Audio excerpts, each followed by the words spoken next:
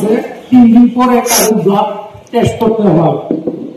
Test করার পরে এরকম একটা রোগ ধরা গিয়েছে, সেটা থেকে আমরা কেউ বাঁচবো না। কোটি টাকা থাকলেও কোন সন্তানকে বাঁচাতে পারবে না। যদি কেউ মনে করে আমার কোটি টাকা আছে, এই রোগের চিকিৎসা হবে না, হবে না। এই রোগের চিকিৎসা একটাই, মরণ। সেটা হচ্ছে পজিটিভ। সে রোগটা 7 জনের মধ্যে আমি পেয়েছি। এটা পাওয়ার কারণ একটাই, আমাদের সোনামুড়াতে ওষুধ দোকানের মধ্যে আর বাইরে কোটার ইঞ্জেকশন বিক্রি হয়। এটারও আমি বলে দিচ্ছি, অনেক মানুষই আছে সোনামুড়াতে দোকানে কোটার ইঞ্জেকশন বিক্রি করে। এই কারণে এই রোগটা হয়েছে। তো নেশামুক্ত করতে পারবো সেটা বলতে পারি না, কিন্তু সমাজ থেকে এই গরিব মানুষগুলিকে বাঁচাতে পারবো। তো এই বাজারের মধ্যে কিন্তু এই ছেলেটাই চুরিদারি করতো। আজকে 21 দিন হয়েছে সোনামুড়া পিএসের মধ্যে একটা চুরি কোনো রিপোর্ট হয় নাই।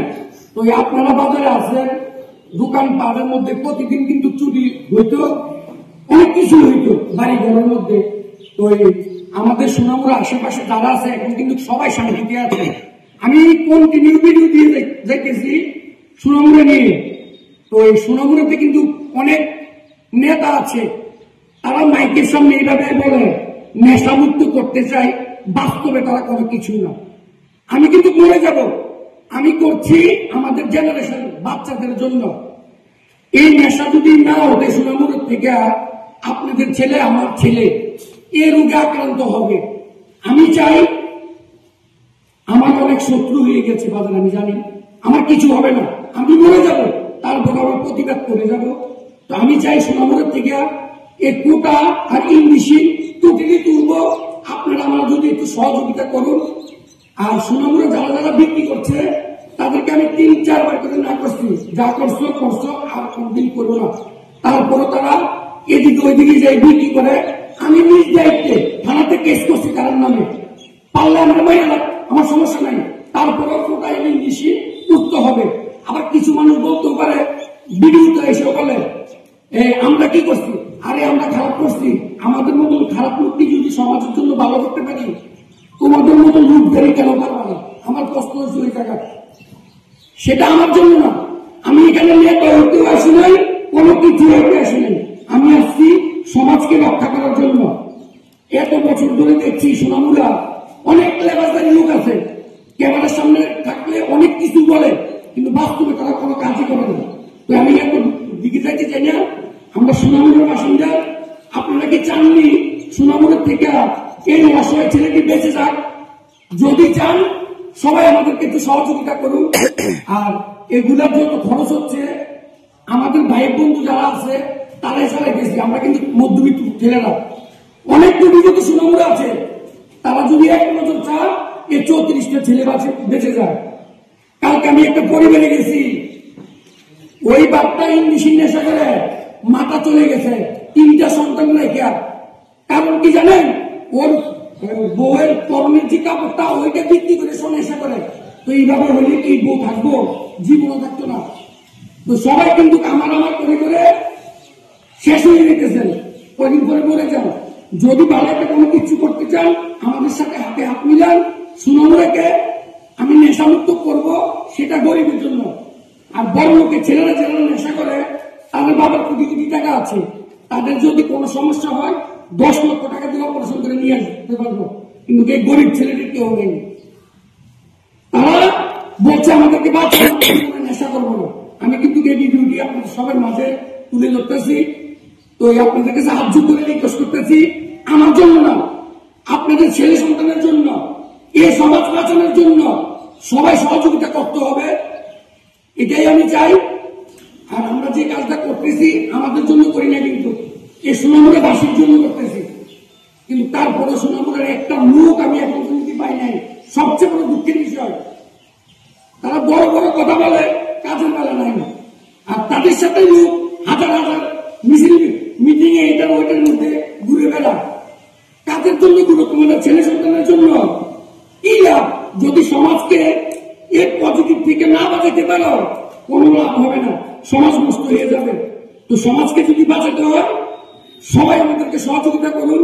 আমাদের ওইখানে প্রতিদিন 2 বস্তা চাল লাগে, 2 বস্তা চাল লাগে, মেডিসিন লাগে, 15টা করে ট্যাবলেট লাগে তাদের।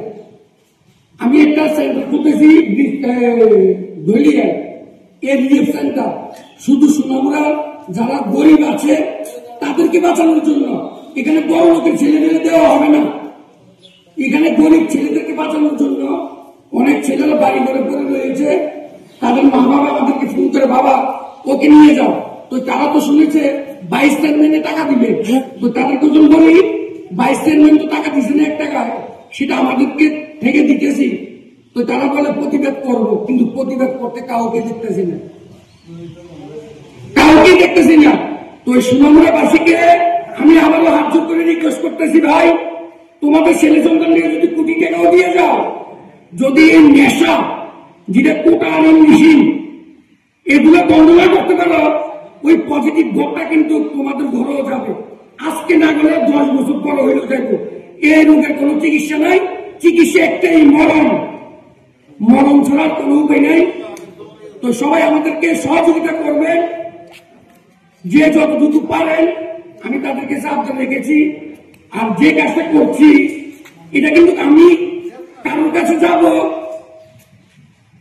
এটা নিয়ে করছি না, পজিটিভ ব্যাপারটা নিয়ে সবাই আমার কাছে আসা দরকার ছিল, কিন্তু কষ্টের বিষয় রয়েছে। সবাই জায়গায় জায়গায় বসে রয়েছে দেখে, ও লাইক কমেন্ট করি, আমার লাইক কমেন্ট লাগবে না, আমার লাগবে সমাজ ঠিক করতে, তোমাদের হাত লাগবে আমার হাতে।